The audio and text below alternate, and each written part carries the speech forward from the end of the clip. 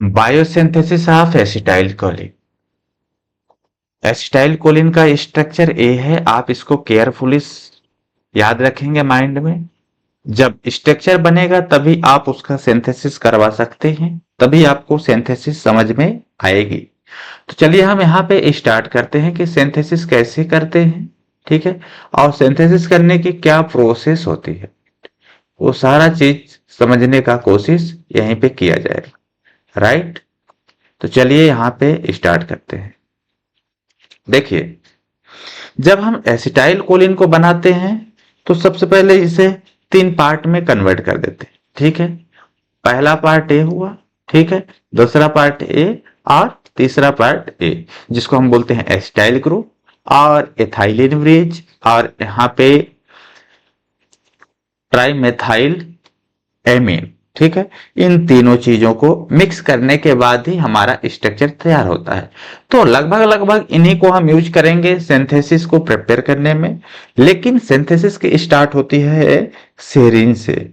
कहां से होती है? सेरीन से।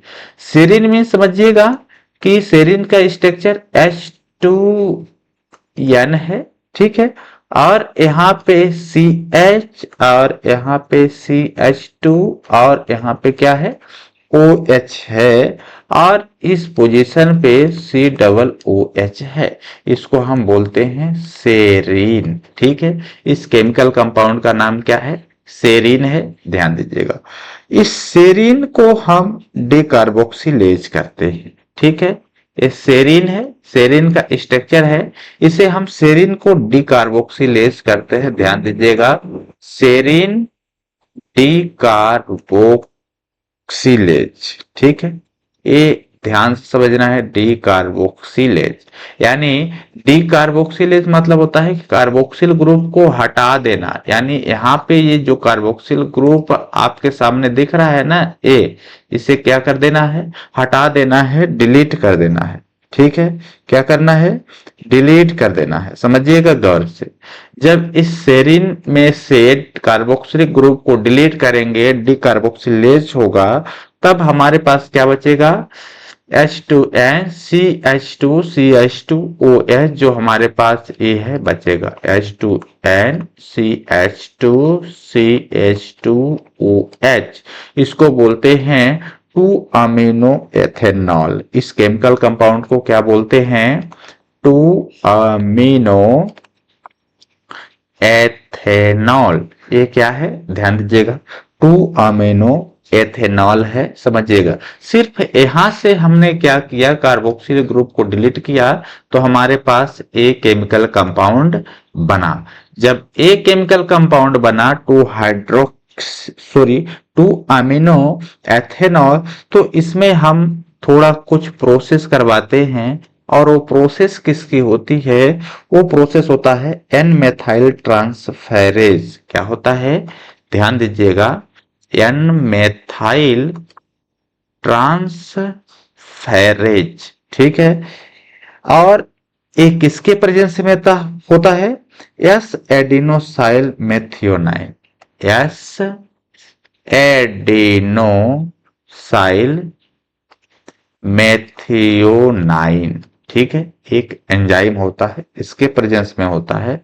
तो समझिएगा कि जो यहां पे क्या है? एन मेथाइल ट्रांसफेरेज, यानी एन पे क्या हो जाएगा? मेथाइल का ट्रांसफर हो जाएगा। दैट मीन्स हमारा एन क्या है? यहाँ पे है, यहाँ पे क्या हो जाएगा? मेथाइल का ट्रांसफर हो जाएगा, समझिएगा गौर से, ठीक है।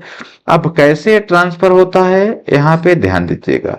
जब एन मेथाइल पे क्या हो जाएगा? ट्रांसफेरेज हो जाएगा, तो हमारा जो स्ट्रक्चर है, ठीक है, जिसको हम बोलते हैं क्या?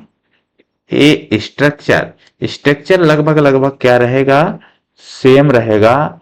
और देखिए होता क्या है, यहाँ पे बताने का कोशिश किया जाएगा। तो यहाँ पे हम देखते हैं कि इस पे हम एन मेथाइल पे क्या करते हैं? ट्रांसफेरेज करते हैं। क्या? मेथाइल ग्रुप का ट्रांसफर होता है। कितने मेथाइल ग्रुप? 3 मेथाइल ग्रुप का हम ट्रांसफर कर देते हैं। यहाँ पे लिख देते हैं CH3 CH3। अब जब ये नाइट्रोजन की बैलेंसी ओवर हो रही है हाइड्रोजन से, तो यहाँ पे पॉजिटिव चार्ज आएगा। जब हमारे पास ये केमिकल कंपाउंड होता है, इसका नाम होता है कोलिन। क्या नाम होता है? कोलिन। ध्यान दीजिएगा, इसी को बोलते हैं कोलिन।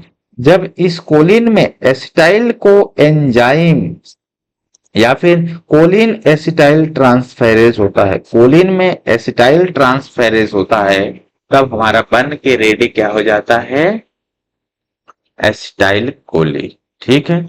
इसमें क्या हो रहा है कि acetyl co enzyme A, that means acetyl co enzyme A, या फिर हम कहें कि कोलिन एसिटाइल ट्रांसफेरेज, या हम कहते हैं क्या, कोलिन में, ठीक है, एसिटाइल का क्या हो रहा है? ट्रांसफेरेज हो रहा है। क्या हो रहा है? ट्रांसफेरेज हो रहा है। यानी कोलिन, ये हमारा कोलिन है, इस कोलिन में एसिटाइल का ट्रांसफर होगा। अब देखिएगा कि एसिटाइल क्या है। ठीक है।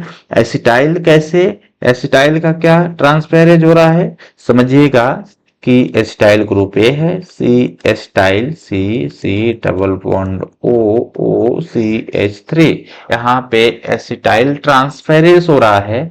जब एसिटाइल ट्रांसफेरेज हो रहा है तो समझिएगा कि यहाँ से, ठीक है, क्या, यहाँ से H, ठीक है, और यहाँ से ये चीज बाहर हो जाता है, तो यहाँ पे बाहर क्या होगा समझिएगा, CH3, और यहाँ से O और H, तो OH मेथेनॉल बाहर हो जाता है। अपने पास बच क्या जाता है, अपने पास जो शेष रहता है वो क्या है, शेष क्या है, यही है CH3, C double bond O। ठीक है, इस पे अटैच करते हैं, यहाँ पे O है, तो इसको सेम हम अभी यहाँ पे लिखते हैं क्या, CH3, CH3, CH3, एन इसके साथ जुड़ता है पॉजिटिव चार्ज के साथ, और यहाँ पे था CH2, CH2, और यहाँ पे O, और इसके बाद यहाँ पे क्या है, कार्बन है। ठीक है, डबल बॉन्ड O है, और यहाँ पे CH3 है। इसी को क्या बोलते हैं, एसिटाइल कोलिन। क्या, एसिटाइल कोलिन। तो यही तो है बायोसिंथेसिस ऑफ एसिटाइल कोलिन।